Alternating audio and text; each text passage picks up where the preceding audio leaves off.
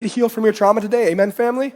Are you ready to heal today? The first thing you need to do is you need to process the pain of your trauma. You're going to feel vulnerable as you do this. You're going to feel this uncomfortable level of vulnerability. And one of the experts who spoke into this, I love the way he said this. He said what we do is instead of seeking connection, we seek protection. Right? When we feel vulnerable and when we're dealing with trauma, instead of seeking connection, we seek protection. What do we do? Instead of taking it to others and acknowledging it, we actually push people away. But listen, you don't heal in isolation, okay? Stop believing that lie. You do not heal in isolation. You heal in community. Absolutely, you heal in community. In fact, that's one of the reasons I push gospel community so hard on you guys, okay?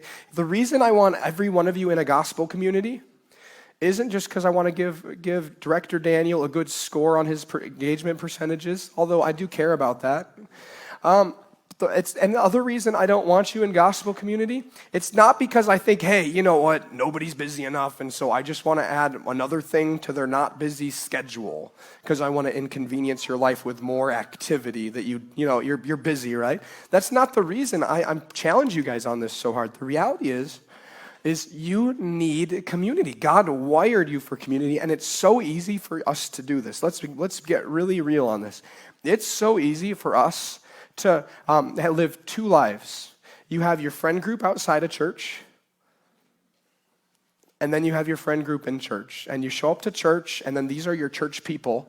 They're your favorite people that you never spend time with. And then you have people who, honestly, a lot of us have a friend group that leads us to ungodly things that are the antithesis of everything you're working to inside your church family. And when I say in the church, I'm not talking about in the building, and I'm not talking about in the four walls of your sanctuary. I'm talking about like in the Christian community. And you live this double life, and then you wonder why you're so miserable. Well, you're definitively double-minded in that way, right? You need community in which people genuinely don't, listen, the person here, assumedly, doesn't just care about you as a person. They care about your soul on a spiritual and eternal level. Are you with me, family? And you need some of that community. In fact, when Adam was in the garden with Eve, right? Or before Eve, God had perfect fellowship with Adam. And then Adam was there in the garden, and what did God say? It's not good to be alone. Even when there was perfect fellowship with him and God, he says, it's not good for man to be alone. So he made a perfect companion, a wife for this man of God. And then he wanted them to be fruitful and multiply, to fill the earth with people who would have community and then have community all over the world. Amen, family? So why is community so important? Because you don't heal in isolation.